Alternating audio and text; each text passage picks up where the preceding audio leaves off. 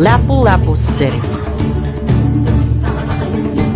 a tourist destination that houses innumerable exquisite beaches, bountiful coral reefs, and world-class scuba diving opportunities.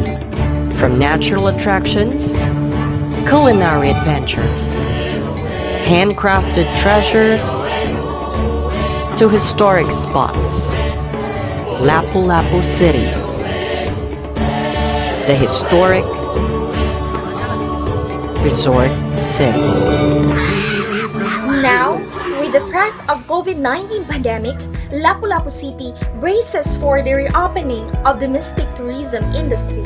According to an interview conducted by Cebu Daily News, Lapu-Lapu City Mayor Jonard Ahong Chan said that the city's Tourism, Cultural and Historical Affairs Commission has started conducting inspections in hotels and resorts for the latter's compliance and safety and wellness protocols set by the local government unit. Along with the city's Balik Turismo Task Force, Mayor Ahong Chan also issued Executive Order 2020-074, which requires hotels and resorts in the city to implement automatic or digital contact tracing of their guests, which requires all guests to download their background in a computer application before they check in. In accordance with the guidelines and tourist requirements set by the National IATF MEIT, together with the local government unit of Lapu-Lapu City, only tourists that have a 1 negative reverse transcription polymerase chain reaction or RT-PCR test result taken within 72 hours upon arrival. Second, travel authority. Third, medical certificate issued by the municipality health office given 7 days prior to travel. And last, confirmed booking from a DOT accredited accommodation are allowed to travel to the city. Guests that are 15 years old and below, as well as 65 years old and above, those with health risk, and women that are pregnant are also prohibited to travel to the city as per IATF guidelines. Once you're in Lapu-Lapu City, make sure to follow these safety protocols. Minimum health standards, mask and face shield. Wanderlusters must follow the mandated health protocols like wearing face masks, face shields, sanitizing of hands regularly, and social distancing, especially in public establishments. Transport protocols. Transport protocols, both drivers and passengers must follow the no face shields, no mask, no ride policy. These include public transportation in Lapu-Lapu City like jeepneys, tricycles, boats, and many more. Transport protocols also include temperature checks, hand sanitizer, and online reservations for contact tracing. Dining protocols. There are restaurants in Lapu-Lapu City that offer dine-in facilities. Food establishments must follow the health and safety regulations, while guests must abide with the health and safety protocols like pre-book, accurate dividers, countless transactions like QR code. Island hopping and diving protocols. Island hopping tour operators and dive shops must be registered and accredited by the Tourism, Cultural and Historical Affairs Commission to operate. Likewise, guests must pre-book their tours online. During the boat trip, each pump boat should only operate to 50% capacity. The passengers on the boat must also follow basic safety protocols, proper PPE disposal, non-biodegradable and biodegradable waste. Alright, since we all know the do's and don'ts in traveling, let's all now gear towards new tourist attractions located in the historic resort city of Lapu-Lapu. Feel the way I feel, have a break, have a life. Do the things I do, enjoy the sounds and the sights. Come everyone, come join the fun. You gotta free yourself, free yourself. Let's start off with getting to know Lapu-Lapu City by visiting the Lapu-Lapu Shrine located in Ponta-Engaño Road, Lapu-Lapu City. There you can see bronze statue of Lapu-Lapu erected in honor of his triumph. the first successful resistance to Spanish colonization. Next up, Virgin de la Regla National Shrine. It is located at BM de Mataga Street, Lapu-Lapu City, Cebu, Philippines, with hundreds of devotees of Our Lady of Rule flocked here in the city to pay homage to the miraculous patroness, also known as Virgen sa Regla, which is believed to have help among people in need.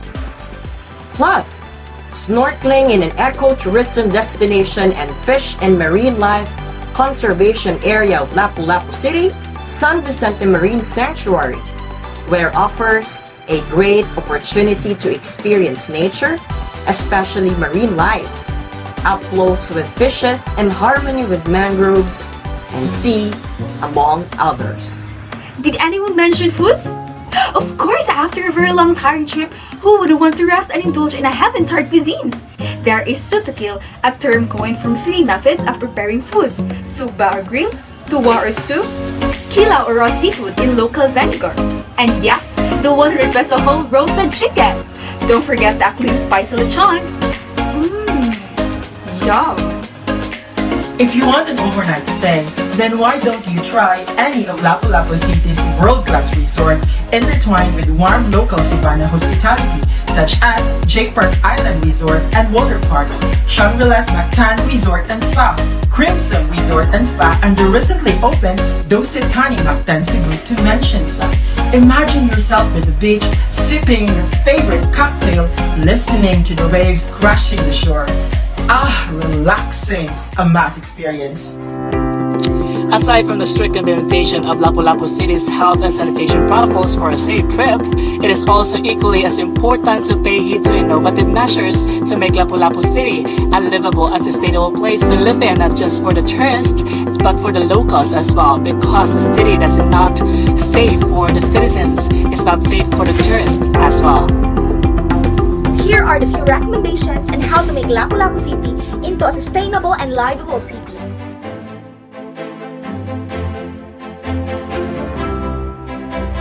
Safety and security of travelers is critical for the growth of global tourism. Security has become a key issue for traveler choice. Ensuring that visitors are able to travel and engage in tourism safely and securely is now recognized as a critical determinant of a destination's competitiveness. To address this issue, the LGU of Lapu-Lapu City should develop new policies, for example, implementing carrying capacities. Carrying capacity in tourism is described as the most number of tourists that are accepted in a place without harming the physical atmosphere. According to Page and Doling of 2002, there are two types of visitor management techniques. They are hard measure and soft measure. Hard measure means to restrict the number of people and to regulate the usage of visitors through measures such as opening times, charging high fees during peak hours, caution signs as not to litter or feed the animals, and etc. must be kept.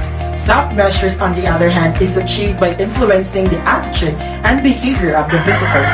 However, to influence the visitors, codes of conducts are displayed, and by educating the measures and how to be taken to prevent fragile flora and fauna. Carrying capacity is achieved through assessing the impact, type of monitored phenomenon, and the intensity of influence and the type of impact in relation to the area and the context of monitoring, research, admissions, and tourism management.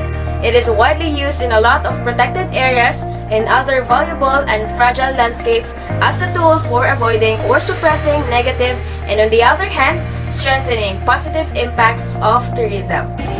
Other measures that will help Lapu-Lapu City sustainable and livable is strengthening the city's climate-resilient infrastructures, disaster risk management, and the entry-exit documents that will help the safety and security of the travelers and of the city. The strict implementation of environmental guidelines such as the easement of the shoreline and the sewage treatment plant of the STP concerns in the city would also be commendable. Lapu-Lapu City must also recalibrate its health and sanitation implementation. In Lapu-Lapu City, the rapid increase of its population and its burgeoning economy has made solid waste management an urgent concern for the city. And to solve problems like this, Lapu-Lapu City can use innovative technologies like the North Side sensor. It uses 3D image to determine how full each trash can is around the city. From there, they use a data platform to optimize collection routes to only pick up bins that are full. It's a simple solution that started in Copenhagen, Denmark, but it's catching on to the rest of the world. And Lapu-Lapu City must also be of no different. But the challenge doesn't end there. Our garbage still needs to go somewhere, and that leads us to our next recommendation: clean incineration plant and gasification. The local government of Lapu-Lapu City can invest on incineration plant and other integrated technical and industrial facilities which can synergize all of the efficient and effective processes of eliminating waste in the city while ensuring a cleaner reduction of harmful byproducts and transforming thereupon into heat and electric energy. Or better yet, instead of incineration plant, we can have gasification. It's an old technology which has only recently been repurposed as a way to deal with our waste. Gasification companies don't burn their trash. Instead, they turn it into a gas in a process that they say is both economical and eco-friendly. This synthetic gas has applications beyond electricity generation. It can be converted into high-volume products like diesel fuel, hydrogen fuel, or ethanol. If the city will establish these cost-efficient, pollutant-free, renewable source of electricity for its citizenry, for the Opomanos, it will result in a foreseeable economic development without depleting Lapu-Lapu City's resources. Along with sustainable and renewable resources, the city must take into account the accessibility to adequate and equitable sanitation and hygiene for all Opomanos amidst the growing crisis of safe, fresh water scarcity. By these means, it would be a crucial help if Lapu-Lapu City would plan to have a water treatment facility. This is not the common treatment plan we know. Instead, it is a facility that has a two separate network of interconnected large pipes built to carry 1. Rainwater in reservoirs, and 2. Wastewater from toilets, sinks, gutters, and all sorts of urban activities that both undergoes a rigorous process of filtering out contaminants and adverse elements so that the water becomes suitable again for drinking, for bath, for irrigation, and the like. In the final stage, ultraviolet disinfection is used as an additional barrier to ensure the safety of the product water. And if you're asking, where will be the collected dewatered large lumps of objects from the wastewater goes? They all goes to the clean incineration plant of the city to be recycled as renewable source of energy. See how cost efficient it is? Above all these challenges to be addressed that we have mentioned, it is vital that cities take role, especially leadership roles, to ensure that the needs of all stakeholders in the city are fulfilled. Along leadership must come accountability, especially if civic leaders are to engage with their community to find and enact mutually beneficial solutions to their growing challenges and problems. But most importantly, a city's design must be a collective construct, a shared dream, so that a feeling of co-responsibility among its people, the Oponganons, must work hand in hand for this vision come into fruition. Creating sustainable cities won't be easy, but with a positive attitude, the right vision and approach, it can be done. And the truth is, it all starts. It all starts. It all starts. It all starts with you.